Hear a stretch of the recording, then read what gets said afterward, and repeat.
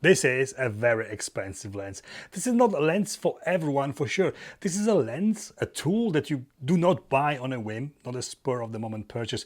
The question is not if it is any good. It is obviously very good, but is it worth buying? Is it worth investing in?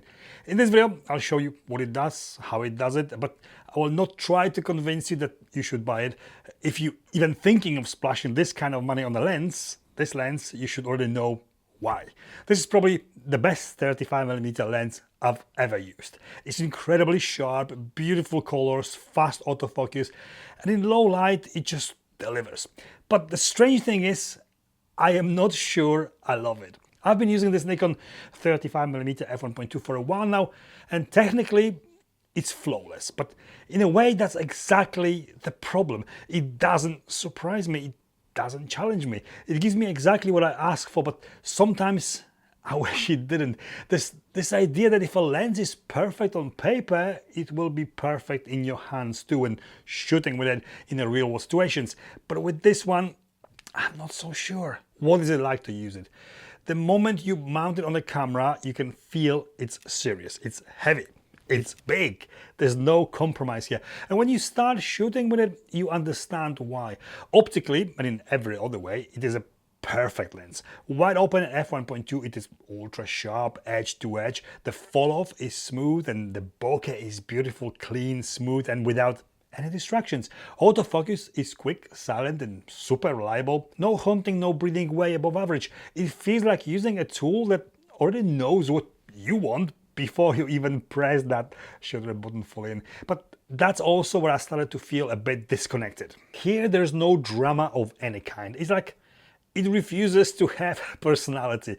Don't get me wrong, it is an amazing lens, everything anyone could ever ask from a lens.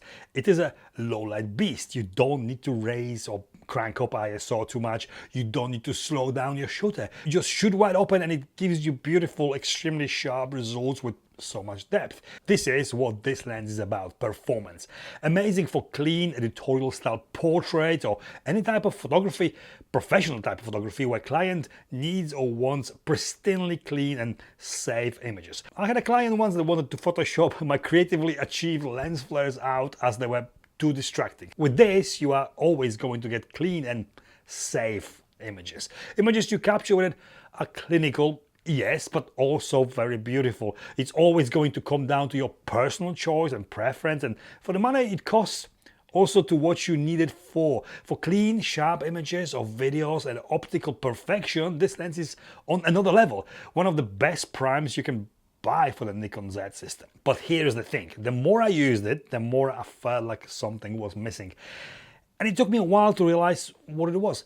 I have been reviewing lenses for 6 years now, and in the process of testing a lens, I tried to find what's wrong with it, where it does not perform well, etc. But when you use a lens like this, you realize more than ever that any optical imperfections give the lens and the images captured with it character. The imperfections, the things that often are not right with the lenses optically, very often make images more interesting and more unique. You need that slight unpredictability, and here that is completely missing. It does exactly what you tell it to, and only that. It doesn't push back, it doesn't add anything of its own. And I think for me, that's where the emotional connection breaks a bit.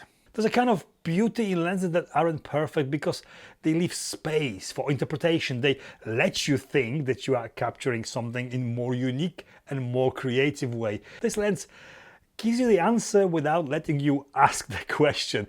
I'm not even talking about old broken and beat up vintage lenses here, but anything in a lower class than this, which is pretty much everything. Yes, it's nice to have that f1.2 ultra wide aperture and that subject to background separation, but that doesn't define a professional lens or professional look a lens creates anymore. Before I tell you who I think this lens is for, I need to talk about its price. £2,899 here in UK or $2,800 in US. This is more than most of semi-pro, even pro cameras cost. Expensive, but you do have a prestige tool here. Wide aperture, superb optically, weather sealed tank. To get all these specs in, it also had to be this big. It weighs a lot, 1060 grams or 2 pounds and 5.4 ounces. That's heavy for any prime lens, but for 35mm, it's massive. You don't just carry it, you commit to it. After a while, you really start to feel it on your shoulder or on your wrists if you are shooting handheld. It's not a lens you just throw in your bag and forget about it. But maybe that's the point. This is not a casual lens. It demands space. It demands intention. When you hold it, you know you are working with something serious. It is really well designed, as expected. Beautifully smooth manual focus ring, two focus hold buttons which can be programmed to other things, and a customizable function ring which also can be customized to whatever you like. 82mm filter thread, and it is a beautiful looking lens. So what and who is this lens for? If you don't mind the weight, shooting weddings, fashion, products, anything where you need maximum quality with no surprises, this lens is made for you.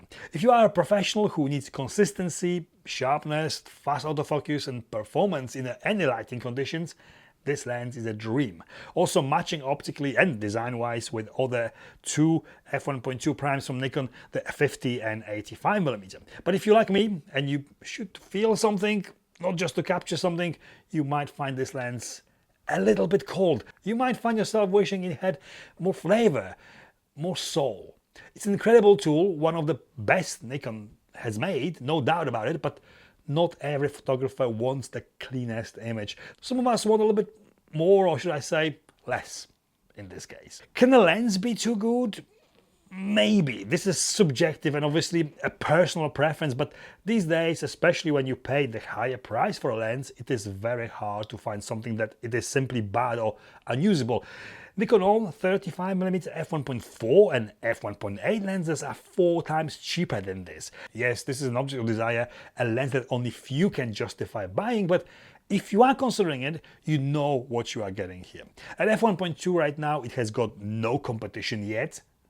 At f1.2 right now, it has got no competition yet. But this is going to change very soon, as Viltrox have recently released their 35mm f1.2 lab lens for Sony E-mount cameras. This is following their very impressive 135mm lens, which originally came in Sony E-mount, and now it is also available for Nikon.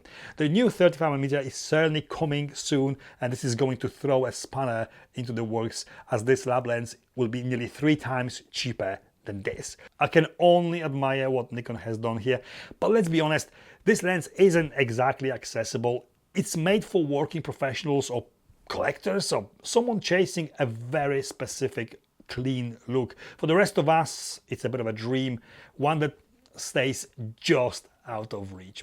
And this is it. Like, comment, subscribe, you know the drill, and I'll see you in the next one.